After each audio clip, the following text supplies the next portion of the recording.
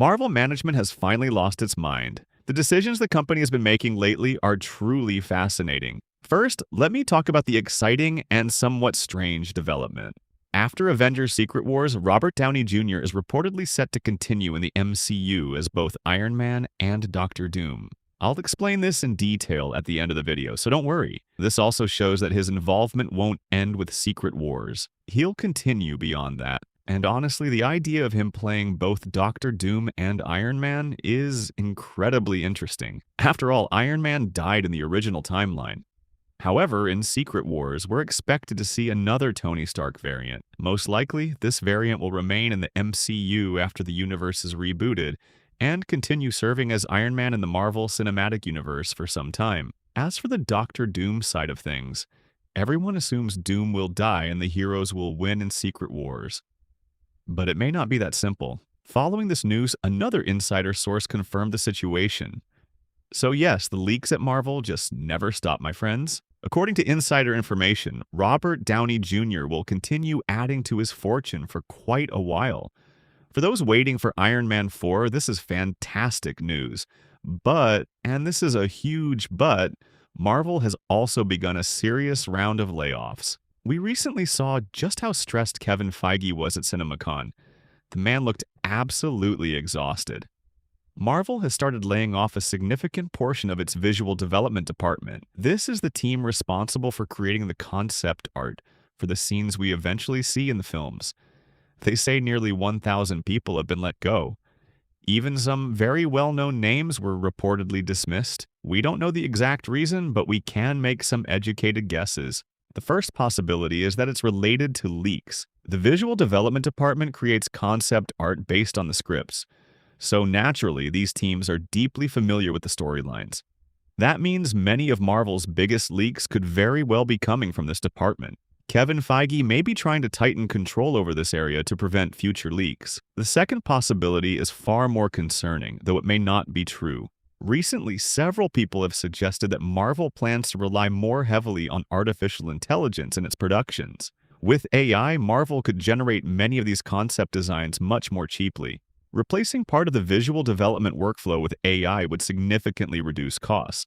And financially speaking, that would certainly help Marvel. After all, if RDJ is staying in the MCU for many more years, they'll need to find a way to pay for it. I'll admit, that's a scary thought. Of course, it's the company's decision, not mine. But relying too heavily on AI could one day put even more people out of work. We may eventually reach a point where people can create their own movies featuring their favorite characters, tailored to their own imaginations. Could you have imagined years ago that you'd be able to create any image you wanted at virtually any quality? If that becomes the norm, people might eventually stop caring about Marvel altogether. AI wouldn't just threaten the visual development department, it could threaten everyone. At least everyone who doesn't bring something uniquely human to the table. That's why I sincerely hope the first explanation is the correct one. It's no secret that Marvel has been facing financial challenges lately. With several recent projects underperforming, they've placed nearly all of their hopes on Doomsday. And understandably so, they're developing multiple projects at once, each costing between $200 and $300 million. In fact, filming is still ongoing for one of this year's upcoming projects, Vision Quest. Now, we don't necessarily expect top-tier visual effects from the Disney Plus shows, but if AI can help improve film budgets while also enhancing visual quality, then I think using it makes sense. I'm not saying Marvel should hand everything over to AI. Human artists should still lay the foundation. Visual effects artists absolutely need to remain part of the process, but AI could provide enormous savings in both time and money. One of Marvel's greatest strengths has always been quality. Today, some people compare Marvel or DC to shows like The Boys or Invincible, but visually and in terms of sheer content depth, Marvel and DC still operate on a completely different level. Why? Because they have a solid infrastructure, massive audiences, and an enormous pipeline of ongoing projects. They're simply in another league. Still, it's undeniably sad to see talented artists, people who once created incredible visuals, lose their jobs. Marvel has experimented with AI before. They used AI-generated visuals in the opening sequence and possibly the ending of Secret Invasion. Even then, they faced heavy criticism. That's why I doubt Marvel would fully hand over the reins to AI and put so many people out of work. So for now, I choose to believe this decision was made primarily to combat leaks. Now let's return to what I mentioned at the beginning of the video, RDJ playing both characters. In reality, Robert Downey Jr. hasn't signed a deal to appear in every single Marvel project moving forward. Rather, his agreement allows Marvel to use him whenever an Iron Man-related cameo or appearance is needed. For example, if there's a new Avengers film, or even a Civil War II, RDJ could return as Iron Man. The same applies to Doctor Doom. Marvel can bring him back in future projects as needed. There is no officially confirmed standalone Doctor Doom or Iron Man movie at this time. But unlike the period between Endgame and Doomsday, when we didn't even see a variant of Iron Man in alternate universes, that limitation will no longer exist. Marvel will now be able to use Robert Downey Jr. again and again. Chris Evans' return in Doomsday didn't surprise anyone either. After all, he already appeared as Human Torch in 2024's Deadpool and Wolverine. It may have only been a small cameo, but it was still a Marvel appearance. That means he had already broken the post-Endgame barrier once before. A lot of people ask, why bring these characters back after killing them off? But that's exactly what Secret Wars is all about. Fixing what was broken and taking the first step toward bringing fallen characters back. T'Challa died as Black Panther, but after Secret Wars, Marvel plans to recast the character with a new actor for the next Black Panther film. And don't worry, they'll explain the logic behind it in the story. The idea is simple. Marvel is already integrating the X-Men into the MCU, characters who previously didn't exist in this universe. So while they're at it, why not also bring back characters who died in the original timeline? For example, the Fantastic Four and Doctor Doom aren't originally part of the MCU either. They come from an entirely different universe.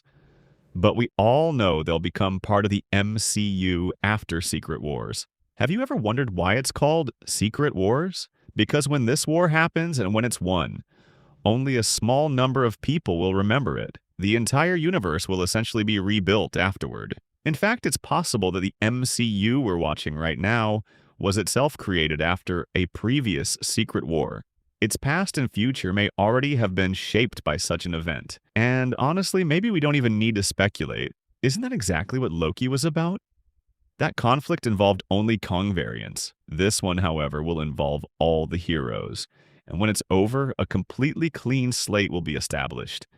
It will be as though all these wars and previous stories never happened. Some major events may remain the same, but most things will change. If you understand where the name Secret Wars comes from, then it shouldn't be difficult to understand how Iron Man, Black Panther, and other returning characters can come back.